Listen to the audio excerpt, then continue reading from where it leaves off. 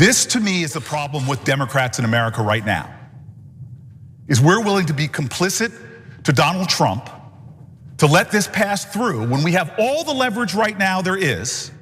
We are standing at a moment where our president is eviscerating the Constitution of the United States of America, and we're willing to go along with that today. No, not on my watch. I stand against this. It is a violation of our Constitution for the President of the United States to ignore the will of Congress and decide which states are eligible to grants and which are not. That's Cory Booker, and he is fired up. Strong words saying that the Democrats are complicit with Trump. He's fired up. He's so fired up that even the intonation went up at the end of the sentence. But look, I do like when he takes these stands and use these strong words. And it was brief too. It didn't even go on for like 20 hours. But there he's not just attacking Trump, he's taking a stand against the Democrats. Now, what is he so fired up about? What's the conflict about? Well, he was facing opposition from fellow Democrats in the Senate to an amendment to a police funding bill. So he wanted to add an amendment that guarantees every officer in every state has the full support they deserve in their service to their communities. And absent more details, it sounds like, oh, he thinks we need to be more deferential to the police. But that's not actually what's going on. What he's saying is, you cannot choose red states basically to get the support they need and not blue states, which is the sort of petty partisan stuff that Donald Trump and the Republicans are totally comfortable with doing. And so it seems like probably a good precaution for Cory Booker to take. And he says this is not what the Justice Department is doing. They're rather than supporting law enforcement agencies and officers equally, they're weaponizing public safety grants to punish state and local jurisdictions that resist the Trump policy agenda, including my home state of New Jersey. So this seems pretty basic. Why would you give in to Donald Trump on this? Well, here is Senator Cortez Masto, who didn't want to do these amendments, wanted to just pass the bill with unanimous consent. Here's a response to what Cory Booker said. If my colleague absolutely has concerns about getting funding to his law enforcement, I'd be willing to work with him. I would be willing to work, and I know my colleagues would, to figure out how we ensure that this administration doesn't play favorites and is fighting for that funding and holding them accountable to get that funding to all of our law enforcement communities across this country.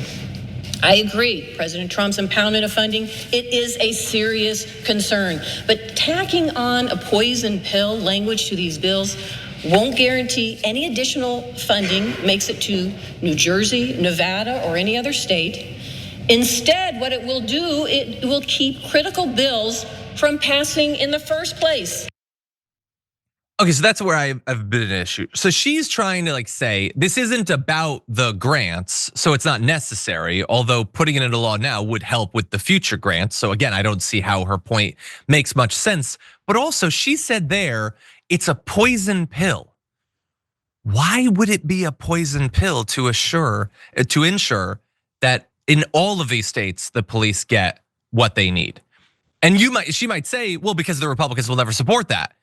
Then shouldn't we have a fight about that right now? If you're admitting that the Republicans intend for the funding to be based on partisan politics, then stop the Senate right now. We need to have a fight about that. You cannot simply, because when he says you're being complicit and you're saying, I don't want to guarantee that the Democrats, the blue states get what they need because the Republicans won't allow it. That's what being complicit means. You're allowing them to just go forward knowing it's gonna be biased. That's unacceptable. And so is Cory Booker being performative about it? Whatever, probably, yeah, he does that from time to time. But does that mean that he's wrong in this case?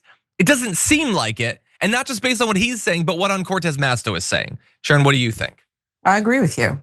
And that poison pill is what shocked my system a little bit too. Look, this is why the Democrats aren't currently in power, because of this lay down approach.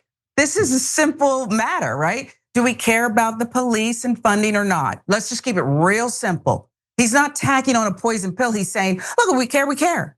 And if they won't vote for that, then what are we doing here? You're right, the fight should be now instead of this, piecemeal parcel nonsense. Oh, let's just make sure the men are free. We'll get to the women after that. I mean, doesn't that sound ridiculous? It happened. No. But it's just craziness. Come on, and you're gonna stand up, my fellow colleague, a member of the party, and say this. You can't even be united on that.